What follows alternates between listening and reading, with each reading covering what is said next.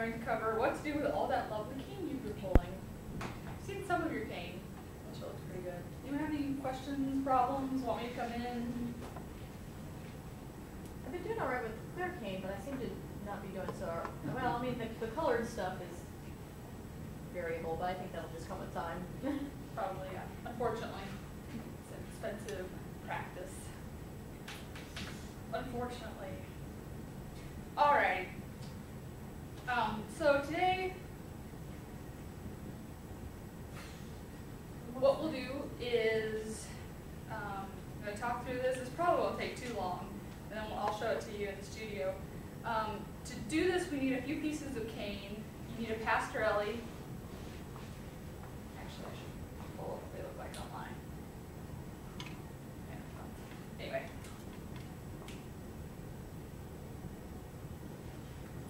Really bad with spelling, so do not assume that this is spelled correctly. I think it's A-L-E. It's pronounced like that. Well, we'll pretend that it is spelled the way I spell it. And it's basically a giant fork. You'll notice ours has a slight inward taper. It doesn't really, most don't, some do I guess, but ours clearly does. So what this is used for, well, this is Pastorelli. So if I say Pastorelli, that's what I mean.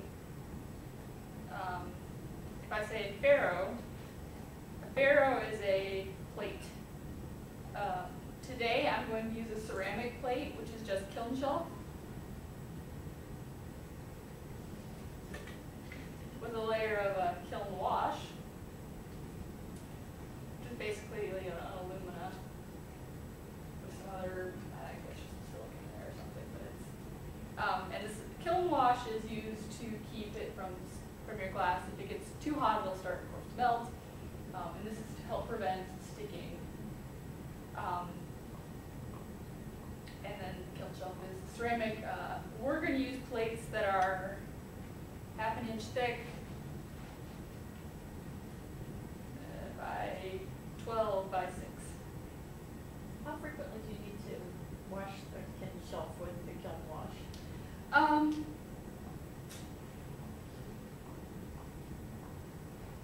It depends how much you're using it.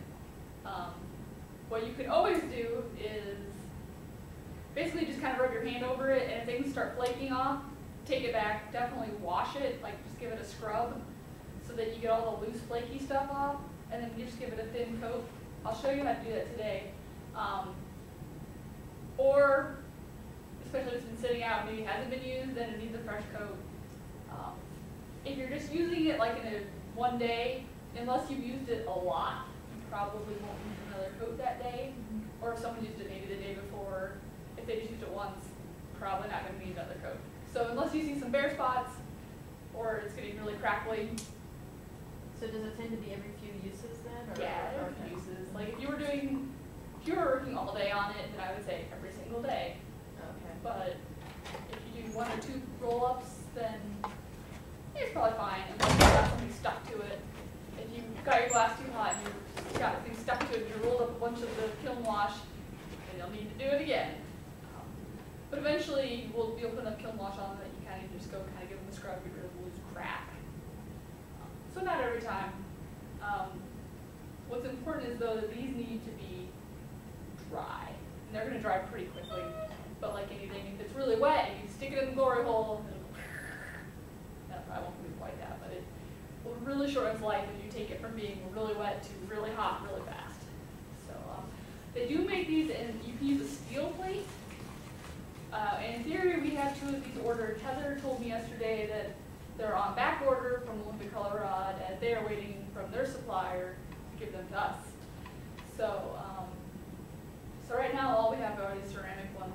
And you can most certainly use any size you want. If you want to be using bigger pieces, you can use a much bigger Faro.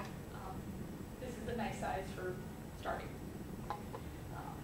If you use kiln shelf, just be careful things don't get too thick. If they start getting really, really thick, it's gonna take too long to heat up. So like I use 1/2 inch. And you can use thicker. I haven't used a whole lot, but I'm guessing that it'll take quite a bit longer to heat. So yes.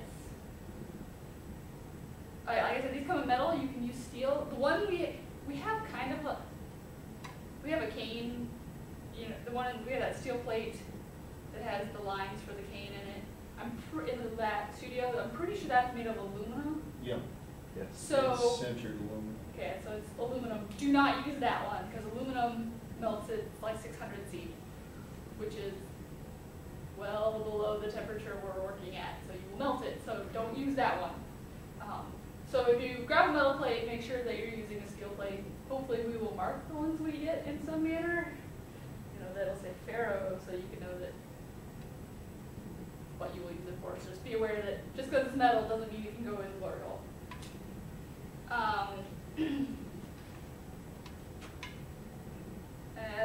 Then we'll use Ferretti. Once again, I can't spell it. Ferretti? I don't know. If you make it messy enough, then it won't matter. And these are just little chunks of square steel. And in their place today, I'll be using a kiln post that I've cut up, which is just another piece of ceramic. The nice thing about the Ferretti is that when they're hot, or when you get to them, you just give them a, just go, throw them onto the ground, and ignore them while you get everything else going. Since I'm using ceramic kiln shell, which is not nearly as heavy and doesn't hold things as well, and it will also break when you chuck it on the ground, we're going to be a little more delicate with these and just kind of slide them off and throw them on the ground. In theory, these are also on order.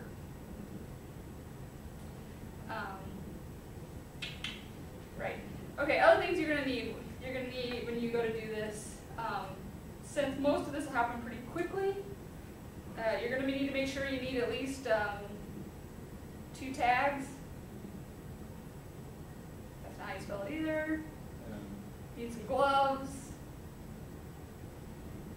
You'll need a straw broom. A hand broom, not a floor broom. You'll need a kiln wash, like I said.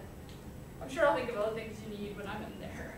But those are the things you really are going to need to have on hand, because you only have maybe 1 heat to deal with some of the bigger issues that you're going to need them for. What are the tagoli? Those are the big metal Paddles. paddles. I don't know, I think we have one kind of shaped like this, and Oh, okay. you know, I guess some are shaped like that, but the longer ones I think are a little bit easier to use. But there's the metal paddles. Okay, so, you need your pie calipers.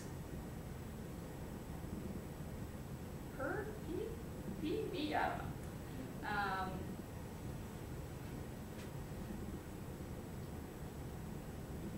Really bad drawing. They look like this. Hold them over the projector too. Hope we get some video. Yeah, so they are just so you'll notice as one end gets as these get farther apart, so does right here. So the idea being is that you would say you've got your ferro, you've got a line of cane, so there's cane there. You would take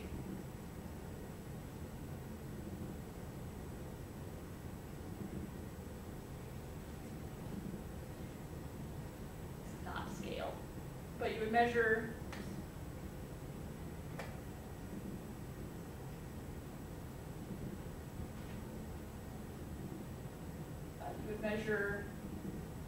the distance of your cane, and that'll tell you how big your collar is going to need to be. So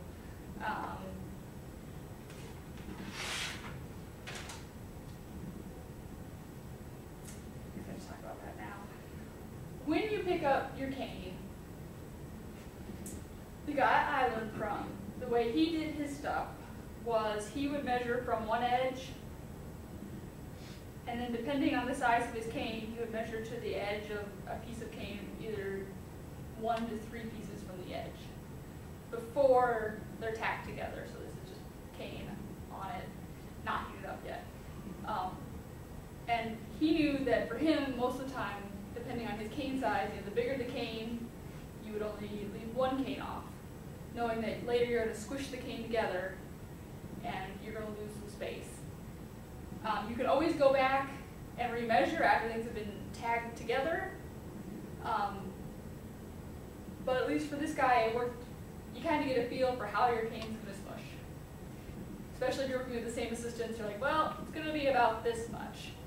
And your post and what you'll make to pick up the collar you'll make needs to be about, then the collar you'll make will need to fit in here.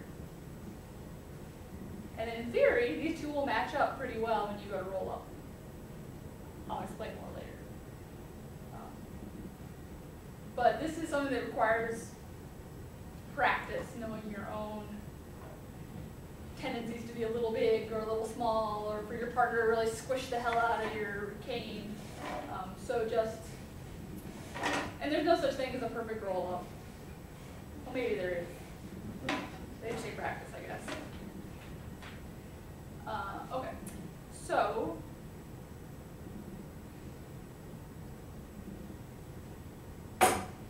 what I would do when I came in. So when I first come into the shop, what I would do is I would,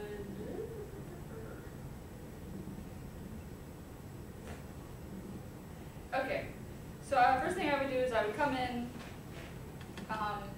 you'd pre-cut your cane. So if you know that, like in our case, we're 6 inches by 12, you know that the amount of cane you cut and want to put on this board can't exceed those dimensions. If you end up using cane that's in some way longer, like if it's more than 6 inches in this case, what will happen is this part will get hotter faster and will melt, and will start curling around the end of the ferrule, and then you probably won't be able to get it picked up. Or if you do, you'll pick up one half and then have to tug it off the end. So keeping your cane shorter than your plate, always a good idea. And normally what you'll do is you'll take your cane, you'll cut it into pieces. So like I like mine about 5 inches. You'll line it up. And on each end of the stack, I'll put a Ferretti to keep it in place. And then you kind of just have to tap it so they're tight together. You don't have to be like, because if you push too tight, they'll start rolling up on top of each other and creating a pile instead of a flat line. But you'll kind of tap them together so they're relatively tight together. Some people, if you're doing a really long pickup, you can also put Ferretti along one of the edges. Or if you have a partner whose hands aren't very steady, you can put Ferretti along the edges if you need to. Yes. Usually what I try to do is I try to make, none of my cane are exactly 5 inches. So usually I'll pick one edge where I'll line everything up, and then if the other edge ends up being, a little, that doesn't matter because we're going to get rid of that in the end anyway. So pick one edge to be kind of your straight edge. It doesn't have to be perfect, but pretty straight. When you're putting cane on the marber, this can also translate into things like if you want to use like little round discs of cane that you cut into maybe 1/2 inch pieces or 1/4 inch pieces. You can stack them all together and squeeze them together and do a Marini. Or you can do stuff like Randy, what? have you been making some stuff recently with Marini? No, I have not. Okay, I saw somebody had done some stuff recently and didn't. You can you don't have to use just one color cane. You can do little chunks in a pattern, whatever your little heart desires. Is that something to do like a checkerboard type of thing? Said how to do what? If you wanted to do like a checkerboard? Oh yeah, yep. You can definitely do that. Remember, if you're using when you're doing just one long set of cane, you're only going to need to push in on it one direction. But if you do things that are more than one direction spaced, you need to push in all 4 sides.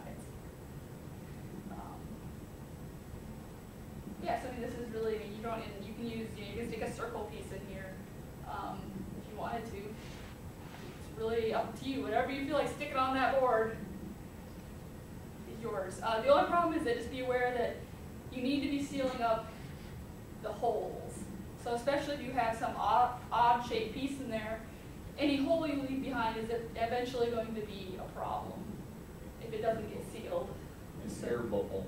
It'll either be an air bubble or it'll be a spot where if you try and blow, you're not going to be able to expand your bubble at all because you have a hole. So you need to be able to squish those in. And keep in mind that if you squish it too hard, of course you're going to distort your shape. So we just need enough squishing to tack things together. Do you have to have everything sealed on the ferrule, or can you basically pick it up and then heat it in the glory hole and block it and all that? And You can do that. Swishing and Yep. But yes, I mean you could definitely do that. The problem being is that you're probably going to end up with some little holes anyway on the ferrule, but eliminating as much as you can would be best. nothing bigger than, say, this, right? Nothing bigger than this.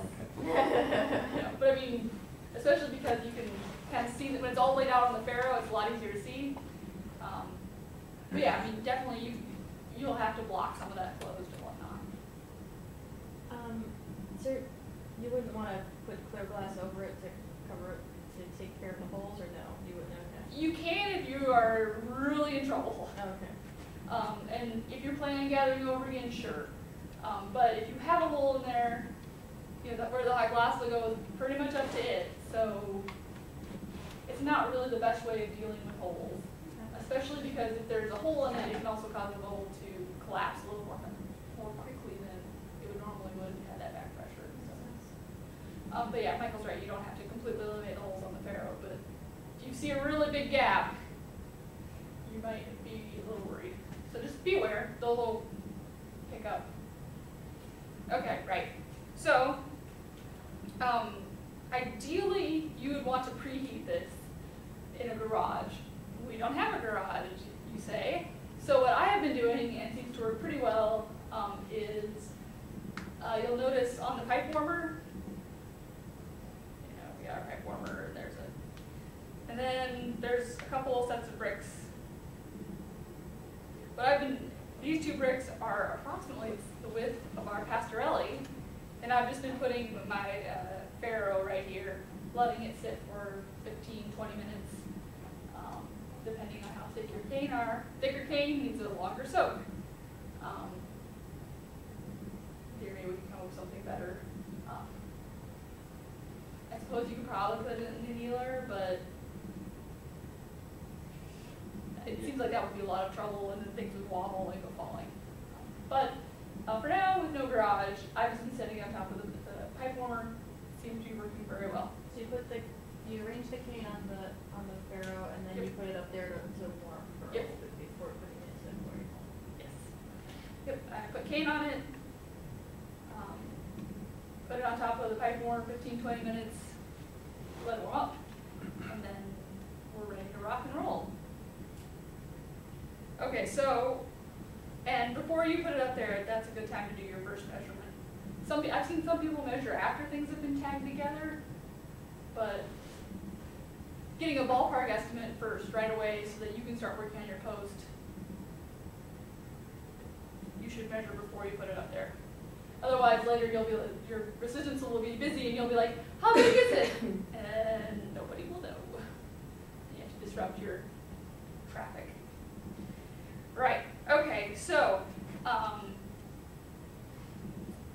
when you go to heat it, I like to start on my collars. This is going to really depend on your glory hole and on the size of your cane. On how long it's going to take you to either make the collar or how long it's going to take your cane to heat up.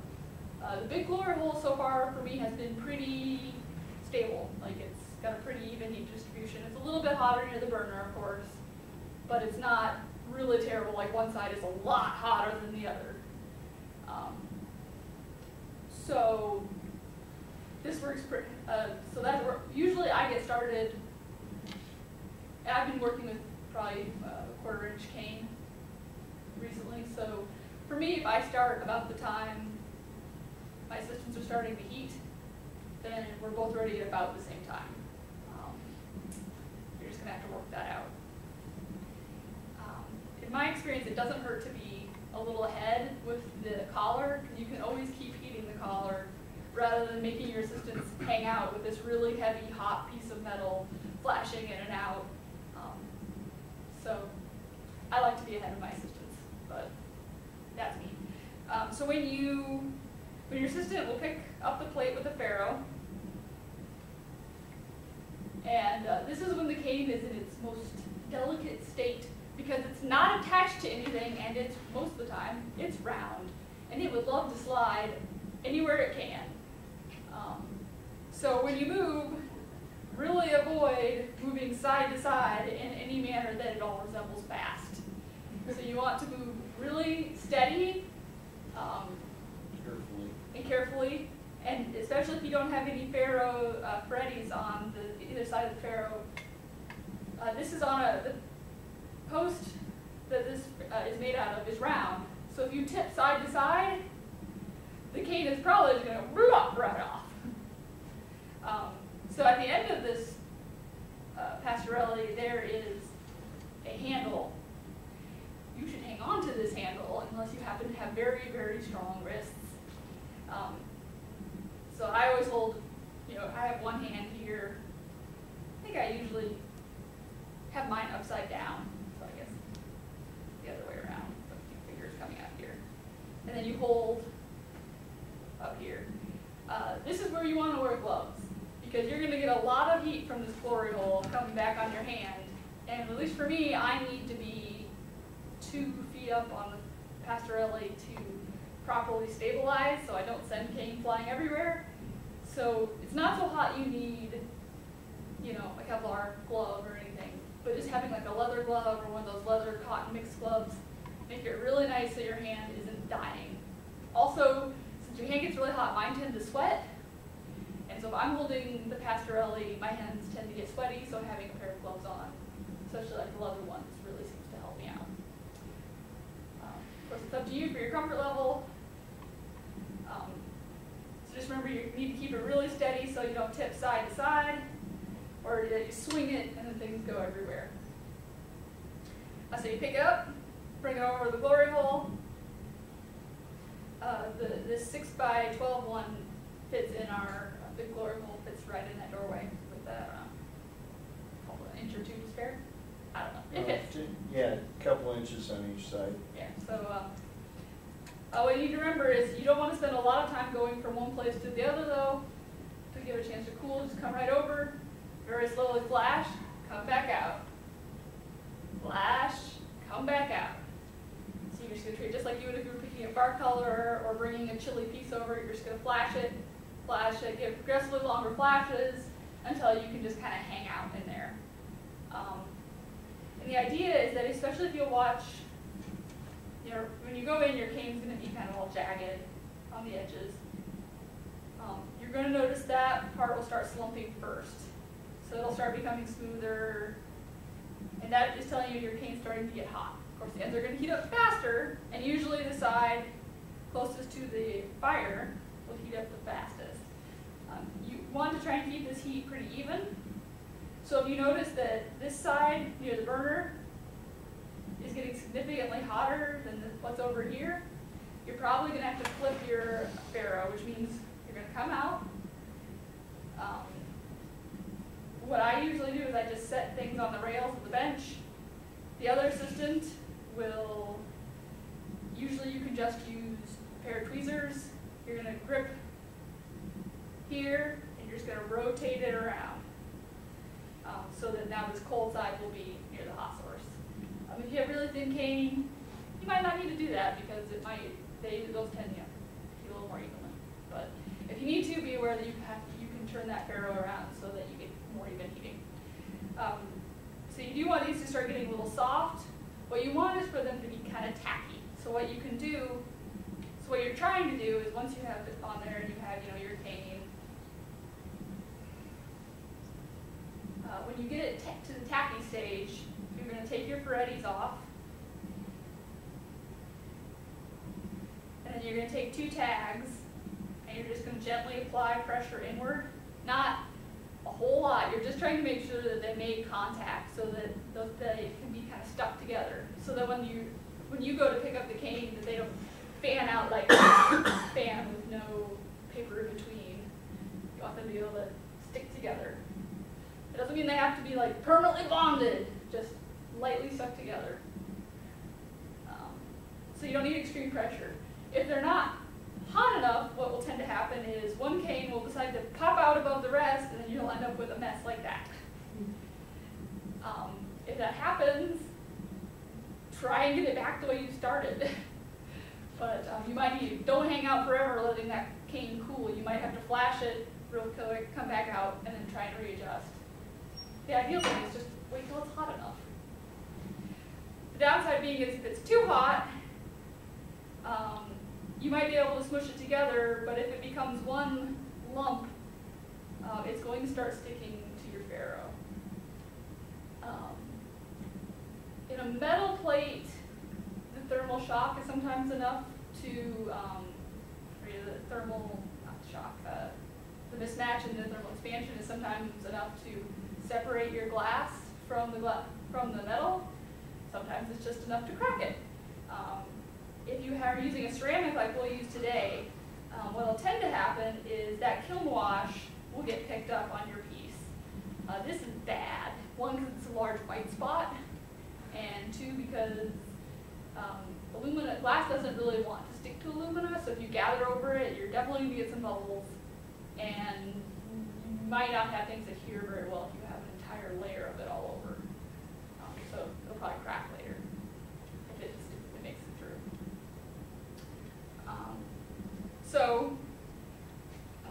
But a lot of times you'll get a little bit of kiln wash, not a lot. What does happen sometimes is your assistant can have their tag ready and use it kind of like a little pizza scooper. If like one edge is a little corner is stuck, you can kind of give it a tap. Just kind of tap the board, give it a little vibration and let it help it break loose, or you can kind of give it a little pizza scooper action if you say you like a corner. It happens to me all the time, like get one corner stuck. Okay, so when you're pressed together, your Ferretti are gone, you are ready to have your cane picked up.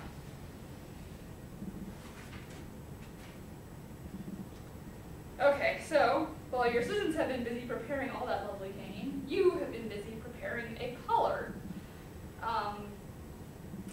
Usually you're going to need 1 or more gathers. Oh, something I want to mention real quick.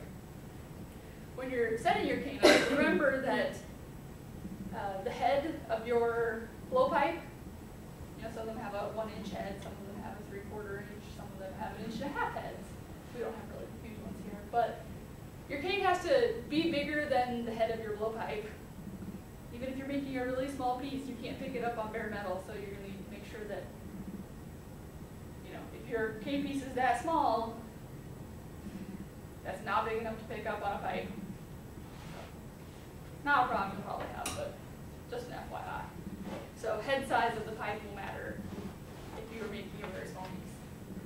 So you're going to need 1 or 2 gathers. What I like to do is I will usually take mine, tilt it backwards a little bit. You want that glass to kind of come off the end.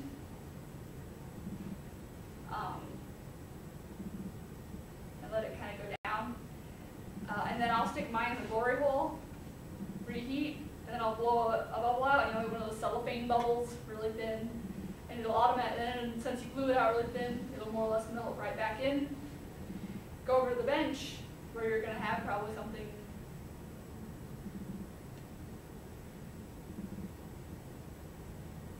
like this. And then you can use your jacks. You're going to jack all this glass backwards so that you end up with something, we kind of rounded, but you'll end up with something like that. You want to make sure that this stays flat with your pipe. And then what I like to do is take the straps of my jacks, which is the way I do it, but you can feel free to do it on the barber or anywhere else. You'll just need to flatten this out so it's a 90-degree angle. It doesn't have to be completely perfect, but you'll want this to be kind of an angle, and then what's back here doesn't particularly matter. And then what you'll do is you'll say, okay, got my calipers, and then this needs to match. So if you're really good, you can ballpark it. If you didn't ballpark it very well, you can either you'll just reheat, cool this surface to keep this flat, and you can push up, forcing it to become bigger, or push in, forcing it to become smaller. Amazing, right? But it needs to be able to fit in here, and you don't want it to fit in here with like 2 inches of room, because remember, you have to pick up the number of, what's going to happen is you are going to then pick up the cane. So if your collar is now smaller or bigger than your cane, it's not going to roll up. You're going to have either big gaps or overlap. I'll explain. So when it's the same size as this, as your pie calipers, you're ready to go. I like mine kind of on the cool side, but you don't want it to be icy cold either. It just needs to be stable.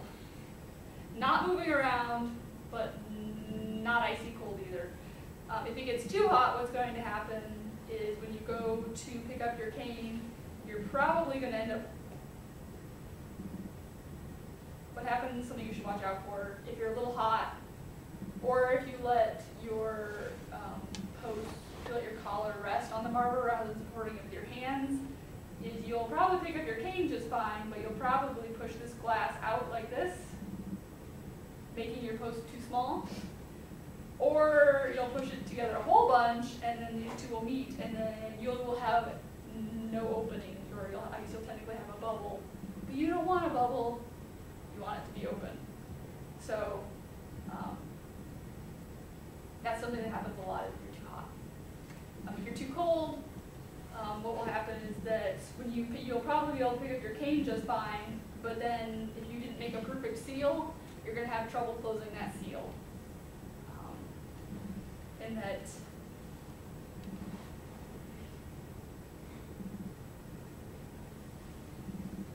you pick up your cane, and ideally, when you pick up your cane, you should have, say if this is one edge, so starting here, one edge to the other, here will be one edge, here's the other. In theory, you're going to be able to get them right next to each other, right? Right. And magic will happen. But what's usually going to happen is you will end up being a little big, and you're going to have a gap. So all this in here is just gappage.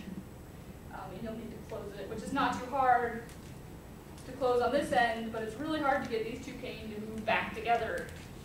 And if it's really cold, you're going to have trouble squeezing the cane. So, or getting it to flatten out, and then you're going to end up with bubbles later on. So, okay, so once you've made your fantastic collar,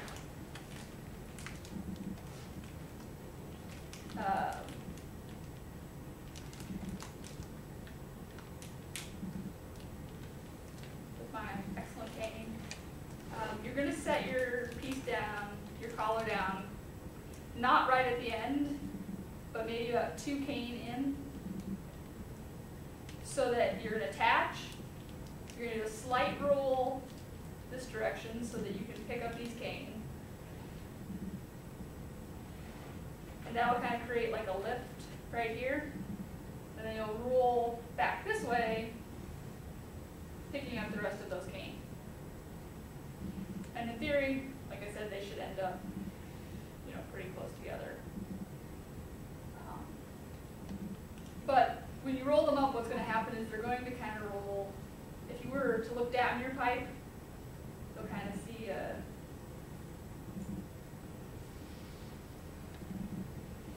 join kind of like that.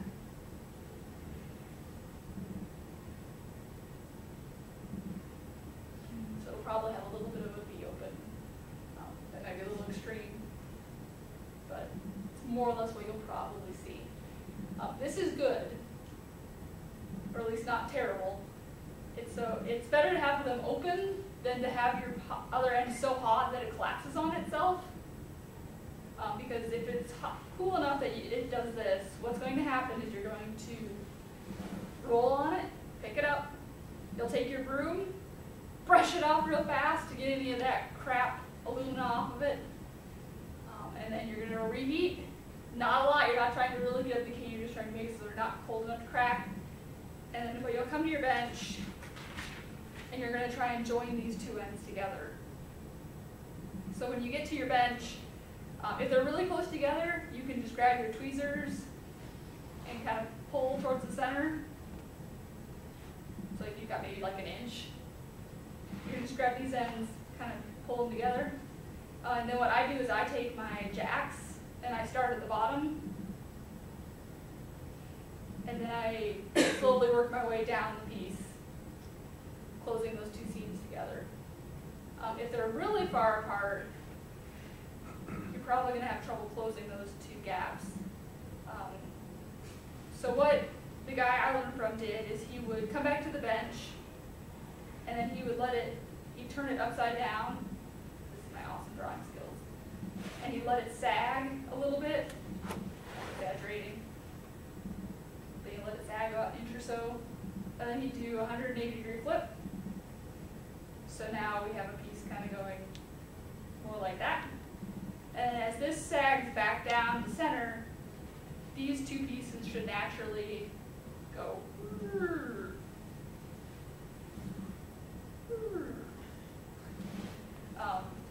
You can give them a little help with especially if maybe they go more like this, or sometimes if the edges are hotter, they'll go faster.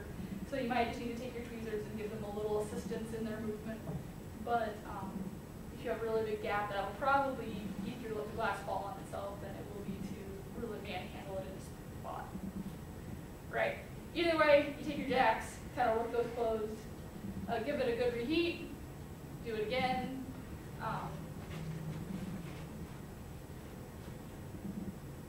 Now you have some decisions to make. Once you have this sealed, you should have more or less a cylinder of glass. You have some decisions to make now. Those being is, what do you want to do with it? Like if you want your lines to stay straight, you're going to need to, when you rotate it, you're going to need to be rotating both directions to counteract it. A lot of times if you spin only one direction, you're going to create a natural spiral.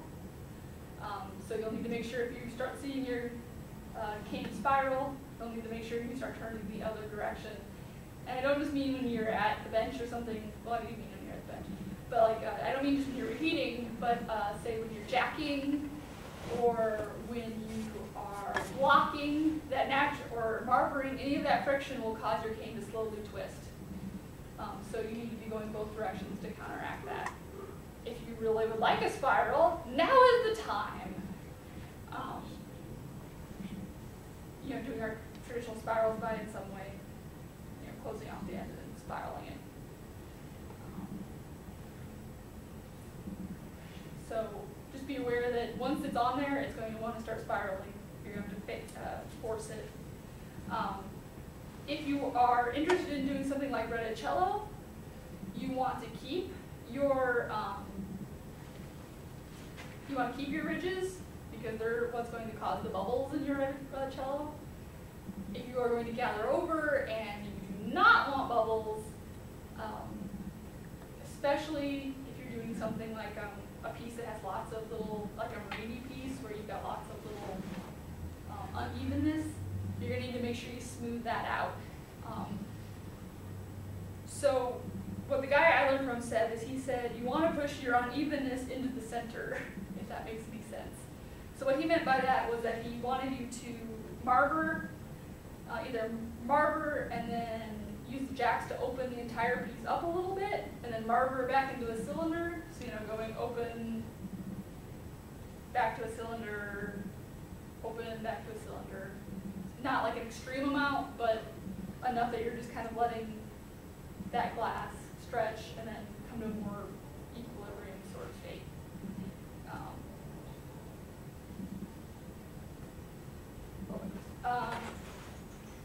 Right. Oh, when you first,